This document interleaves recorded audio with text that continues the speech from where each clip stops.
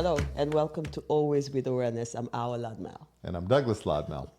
And today we want to talk directly about spirituality in a certain context because it's kind of trendy right now to talk about the use of drugs and spiritually enhancing experiences, usually triggered by drugs, for your spiritual work and growth and development. And so we talked about it, we talk about it, we listen to other podcasts, and I just think it's good to put some texture to that. So, there's lots of drugs now that have been decriminalized, have started to be studied, hallucinogens in particular, like the mushrooms. Some cultures have used these things for spiritual growth and experience for, Decades. centuries. Centuries. Right? I mean, these are not new things. However, we had this big kind of, in the 60s, this big like awakening when they discovered LSD and they started really having these amazing spiritual experiences, and people like Timothy Leary were advocating it for everybody, just do it. There was quite a snapback from that. That's right. And they basically said, no, nothing. And it really did kind of kill it. It definitely killed it from a research standpoint. All the universities could no longer even consider doing research on this stuff. Yeah. It still was happening, of course, in the background. I mean, humans are humans. They're not going to stop because you tell them to stop. They're going to do it. That's right. But now we've actually gotten back to the point where they are recognizing there's some real value in some of these experiences.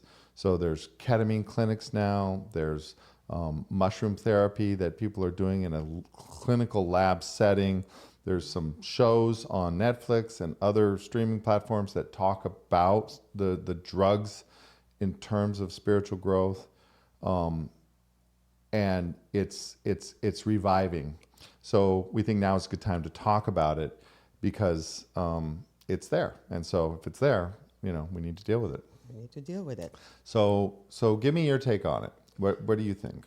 Well, human beings are so funny. It's just like we like to reinvent the world, It's like in the 60s with sexuality. It was just like before that, nobody had ever slept with anyone, right? Right. Right. Well, that came with the drugs, too. It's like, that came with the drugs, too, right? Let's just do it all. So, exactly. And it's back. And it's back and it's everywhere. Yeah. And the thing is, in the 60s, 70s, 80s, 90s, even 2000s, everybody could have an experience and it's personal. Now you have a whole platform of millions of people listening to you. Right. And you do not know who is ready and who's not. Yeah. I remember when we were living in Florida, a girlfriend of mine went all the way to, I think it was Peru, to do ayahuasca. Thank God the people who were there doing it, the shaman, have said, you're not ready. And she wasn't. She was going for an experience. And, exactly. And they looked at her and said, this is not what you need right now. Yes. Yeah. And recently, a friend of mine said, I want to do it. Would you come with me? I said, as a witness to watch you do it, no problem. But I'm not doing it. Yeah. And she's like, but why? I mean, I said, sweetheart, if you cannot sleep at night, if you're not holding your mind in your hand enough to take care of your little insomnia, I don't think you need to go deeper into your mind. Well, yeah. I mean, this is the thing that I think we want to focus on in the show. There's plenty of shows out there talking about the value of these things. That's right. I'm not going to dispute there's value to these things. There's absolutely value to these things. I hope that research continues to discover the proper way to use that and access that value. I think right now what we really want to focus on is that there's also real risk. And it's you that gets to decide. You're the one that's going to decide whether you're ready for that.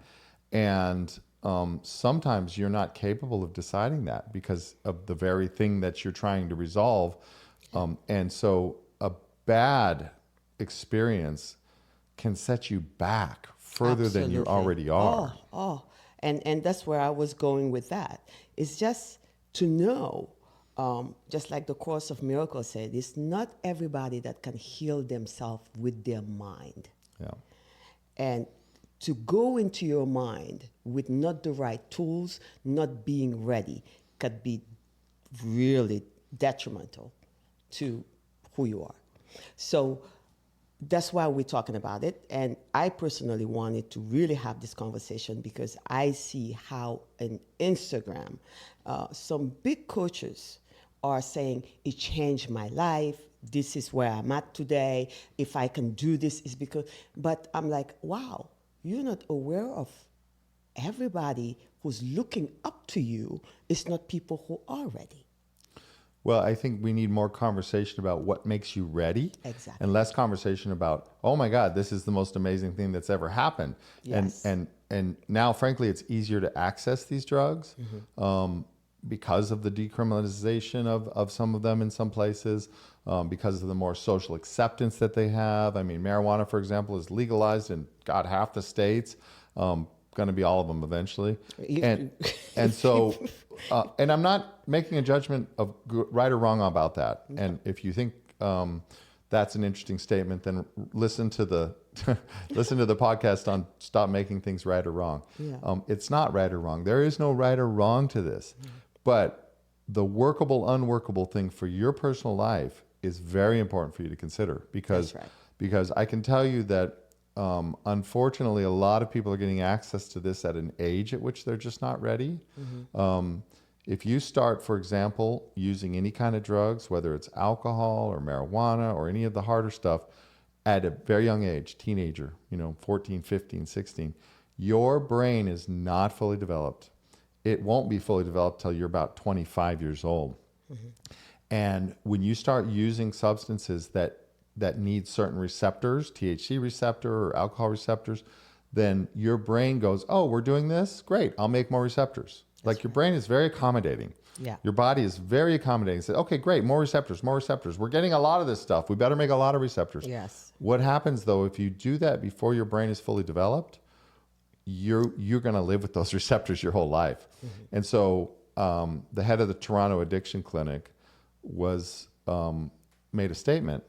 And it was that if I get somebody who was addicted before they were age 25, and the younger the worse, my cure rate is very, very low. So you get somebody who's addicted at 13, 14, it's almost impossible. He said we almost never cure those people. They just keep coming back and back and back. But if we get somebody who didn't start their addiction till they're 25 or 26, 30, the cure rate is very, very high. That's right. Like very high. We can almost certainly cure them because they're not dealing with the same level of physical trauma to the body, the physical, like, I need this, that's someone who started young. So all this still applies with every substance you put in your body. Yes. So if you're young and you're listening to this, my advice would be do not even consider anything till you're 25 years old, because you don't know what you're doing to your body. And even then you need to be very judicious and careful. That's right. If you already are over that age, and you think that doing some type of hallucinogen might be good for you, you need to really understand and talk to people that have experience. Like, thank God our friend actually went to a shaman who'd seen thousands of people do this, and he could instantly tell she wasn't ready for it. Yeah. I think that the set and the setting are extremely critical. Yeah. The fact that things are happening in a clinical setting is good. So maybe you want to be part of a study. If you really, really think that you need to do this, maybe you want to do it in the setting where there's doctors present or where there's people. It's so funny. I personally believe that we are the sum of our ancestors. I know people want to believe that it's not important. You are now living in America. You forgot about all your, I'm just giving an example, that you are from Mexico or Spain, and you have taught your kids and grandkids to not speak the language to the point where they think now they're just Americans and forgot who they are. But just like Sadhguruji said, if you want to know who you are, look at your nose. You still have the nose of your grandparents in there. So that means you are part of a tribe. Yeah. Right? That's part of you. And whatever your ancestors were doing, let's talk about epigenetic, you are them. Mm-hmm. Their genes are still living within you. 1,000%. So if that is true, for me to go and think that I can feel what a shaman is doing in Peru, who's Peruvian, that the Peruvian had done it, but I am coming from Africa and my ancestors had come around it a different way. Mm. Just when I think about that, I'm like, I can understand why I am not called for that drug. Yeah. It's not in me. Or something else is called. And I'm sharing this because everybody has their own medicine within them. Right. You do. Every one of us. And it will at some point call for you. But listen to that call. And that call cannot be because you watch Instagram and somebody else, because of their experience, because of their life, or whoever they are, had a great experience, that yours is going to be like that. Now, I'm not saying that his experience cannot call you once you put yourself ready, because we have the control. Yeah. But you have to be ready to know what those signs is. Like the saying in Africa where we say, "Munulo neteli gintu kenen." Like it translates to, you cannot interpret somebody else's dream. Yeah. Right. It's their dream. It's for them to see what the links are within them. Right? So, but what we start to do is kind of trying to interpret somebody else's dream and say, come, it should be this way. Follow me this train. And we do that with everything. Mm-hmm. And we have seen that it's not for everybody. So sometime to know yourself and to be patient with yourself and to ask you within you what calls for you. Yeah. You know, so that is very important. Just... Well, yeah, I mean, the Indians who use peyote, mm-hmm. They're not out. They very specifically don't want people who are not Indian doing it. There's not like a big, hey, come, let us show you how we found God. It's very much a sacred thing that they're like, look, we don't want this. Mm. And if you look at the drug laws in some states, they've actually excluded peyote, where they've made things like mushrooms and other things that are hallucinogens decriminalized. They kept peyote criminalized from pressure by the Indians to say, don't make this a recreational drug. We don't see it as that. Mm-hmm. So that's leading to your point. That's supporting your point that you have a heritage, right? Yes, you have a heritage. So it's for you to discover what's for you. Nobody can tell you what's for you. But it's hard for you to discover that if you're not looking within, if you're looking without all the time. That's right. If you're waiting for someone on Instagram or TikTok to tell you what you should be doing, it's fine if you're inspired by them, but only if that inspiration is coming from your own experience. So, when I wrote the notes for this show, when we're out, I keep a little list on my phone of potential topics. Mm-hmm. And the topic that I wrote on this was, do some basic work before you look to drugs for your spiritual growth and experience. That's right. I didn't say don't consider them. I said do some basic work. In other words, start doing your work without drugs. Yeah. Find your path. And if part of your path is called to that, well, that's up to you, right? That's your experience. But don't just think that you can skip the work that you have to do and just go straight to the shortcut of drugs, because some people have tried that and it has been the worst thing that ever happened to them.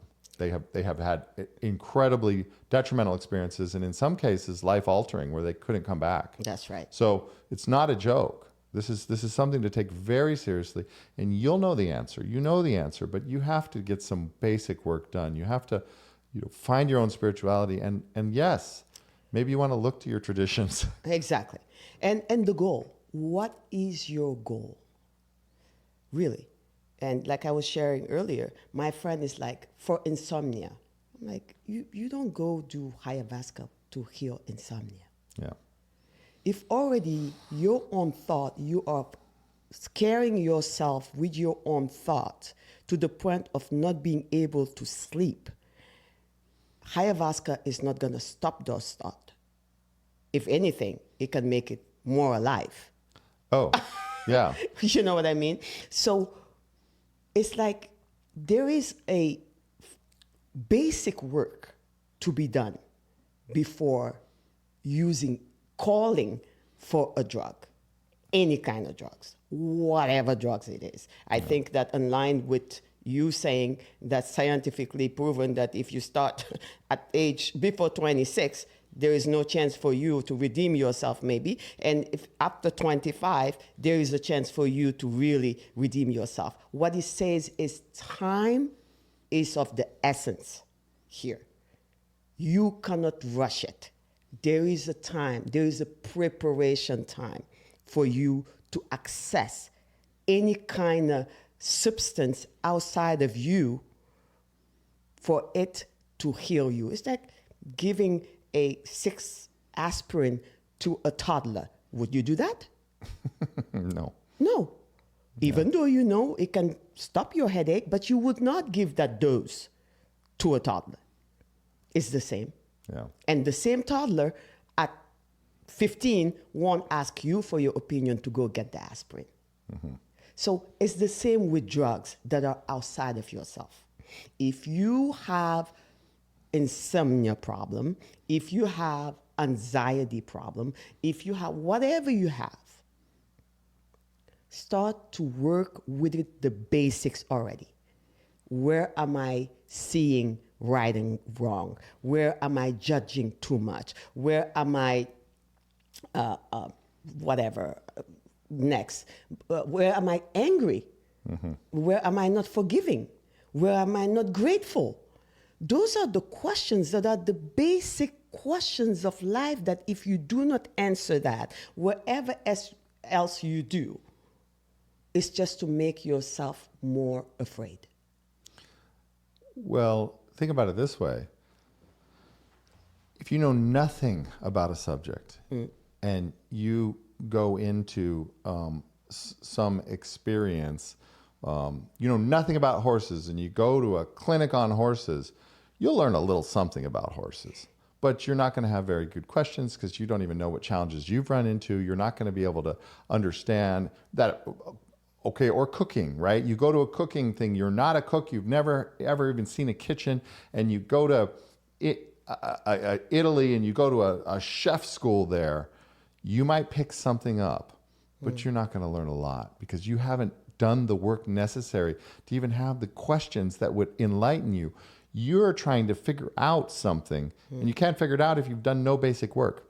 Yeah. So what you're saying, what I just heard you say is, look, if you have anxiety, if you have anger, if you have fear, if you have insomnia, start doing the work on your own brain. Try to unravel that mystery. Try to unlock what's happening in there. And when you get stuck, when you have good questions, then maybe outside influence will be a lot more meaningful to you than just shooting straight for the outside for the answer, because it just doesn't work like that. No, it just doesn't. doesn't come like that. It doesn't at all. You're always going to interpret, by the way, you're always going to interpret your experience from the stage of development that you're at. Right? So if you're at a certain stage of development and you have a spiritual experience from drugs, you're going to interpret it at that stage. That's right. If your goal is to move your stage of development, you need to do the work to move the stage. So if you're suffering from anything, focus on that. Focus on the thinking that's causing the suffering. That's right. And then when you're stuck, maybe there's outside help that can help you. Yeah. And the same is true, by the way, for rabbit holes on the internet. They're just like drugs. Yeah. You've got to be careful and judicious about how you use them. Don't let yourself go down a rabbit hole of something that is making you more angry, more resentful, feeling that the world is more unjust. That's right. Without investigating, is that really what I want to be doing? Yeah. And so, Yeah, so that's the point we want to make here. And it's very important because drugs are not something to play with. I mean, they do work at the right time, the right moment, for the right goal. Beside that, they can be a total chaos into somebody's being. So that's my intake. I've seen it more than once. If you want to know how it works, after we legalize marijuana, just go to downtown Denver. Wasn't an improvement for Denver. That wasn't an improvement for Denver. Yeah. So just that's the point I want to make here. I'm not saying they're bad. I'm not saying that a lot of people did not have a very positive experience. I'm looking forward to the day people really realize that it's not for everybody and start calling everyone into their experience in a way that can affect somebody else in a different way. So for that to happen, you have the control of your life and you have the control of your thoughts. Because when you look at it, what does a drug does? Just open a pathway that is brand new, things that you never thought of. They could be beautiful, they could be scary to you, not that they are, but it depends who you are and how you interpret life already from where you're standing. Somebody who cannot forgive, cannot be thankful, personally, I don't think they're ready to have any kind of drugs. It's just going to emphasize it. I've seen it with people that are friend of my family. Their simple anger couldn't fix it, end up being addicted to alcohol and cigarettes. Well, they're going to die being addicted to that. Why? Because they have now something that is keeping them and validating them into that state and that they are. Yeah. Now they have a companion with that anger to be with. Yeah, and it's the cigarette and the alcohol. Right. The drug can be your companion in your dysfunction. Exactly. It's not always just going to open up an avenue out of the dysfunction. I watched the Netflix program on it, and there was a guy there who talked about he'd alcoholic his whole life. He did one mushroom experience. He had been working to overcome the addiction. He'd been in AA. He'd been doing all these things. He just couldn't do it. He took the drug. It unlocked something, and he literally never took another drink because that's what he needed. But he had worked to get to this tipping point, and the drug pushed him over in that. He did it in a clinical setting, by the way, yes. and, with help and support. So again, not saying that these things don't have value. Oh, they do. They can have incredible value, but boy, it is just not something to play with. I mean, no. It's just not something to play around with, and definitely not for young people. Please, if you're young, please don't play with these things. You're playing with fire in a way that you may not be able to ever come back from.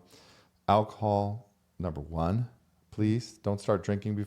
Don't start drinking at least till you're 25. Just let the brain develop. Marijuana, the same. Anything beyond that, just don't touch it. At least until you're 25. Get your brain developed and start doing your work in other ways. Start reading books that help support you. Read things that are supportive of your spiritual journey. If you are any particular religion, look at that religion, look at the mystical side of it, look at the leaders and the mystics in that, and start trying to understand what they're saying. Absolutely. Find your path and work your path. And then if something is on your path that is for you, it will be obvious and it will be clear and you will be clear. But don't look down the path of drugs and alcohol to solve your problems. Alcohol virtually, by the way, never solves any problems at all. That has virtually no redeeming quality. So, that one is not even a hallucinogen. It doesn't wake anybody up. So If be anything- very careful of that one. If anything, take all your awareness away. It takes all your awareness away. I mean, maybe it relaxes you and lets the oxytocin out or something. I don't know. But that one, just don't mess around with it and be very, very careful. I think the young people have kind of figured that out. Yeah, See a there's lot less less of them. use of alcohol Yeah, among yeah. the young people I know. Yeah. They're like, yeah, we see it. We don't want that. Well, that's great. That's Yeah. great. Be patient with yourself. Be gentle with yourself. You are not a case that needs fixing. Live your life. Be happy. Be forgiving. Take your time. Grow. Grow by yourself. Grow healthy. Don't listen to these adults that always telling you, go this way, come that way. This is how I figure it out. Grow organically, And if you don't need the drug to wake up more because your life is great, you sleep good, you have love in your life, there's nobody bothering you, you're not bothering anybody, you don't need to be awakened more than that. It's okay. You're fine already. You're ahead of a lot of people. Right. Really. That alone, that means you're ahead of a lot of people. You don't need anything else. That was my take on that one. Yeah. Be patient. Yeah, be patient, be kind, be loving, and be gentle to yourself. Yeah. You don't need to rush it, and don't rush into becoming an adult if you're a young person. Really. You're going to live to 150 or 200 years old, as we said in our last show. The way things are moving, the way life expectancy, and all, you have such an amazing time in existence of humanity right now is so cool. Yeah. Like what's happening has never happened before. Yeah. We are all here to see it. And the last thing you need is to screw it up by getting your body chemistry addicted to something. Please don't do it. Because remember, we got to do this together. I need you. We need you. We need you with us on this path. We don't do it alone. We only win together. Yeah. And we lost too many kids Yeah. with these substances. So please take care of yourself. Don't rush into anything like that. Yeah. One bad trip and can take you to years of trying to regain control of your own mind. So work on having your mind controlled by you, working for you. And then you see that all the chemicals you need are already within you. Yeah, by the way, we have the pharmacy up here. We can produce anything we want, any hallucinogen, any stimulant, anything we want. We can literally produce it within our own brain. We have a pharmacy up there. Learn how to use that. Exactly. It's more subtle, but it's more enjoyable. It's more meaningful. So, so hopefully this was helpful for you. And comment, like, subscribe, of course, share this. And if it's young people that you have in your life, please share this with them. Please ask them to watch this. Please ask them to think seriously about this, because it's just not something to mess around with. This is their life. Yeah, it is their life. Yeah. Meaning our lives. Our lives. All right. Thank you. Yeah. Well, we'll see you next time. All right, Daddy.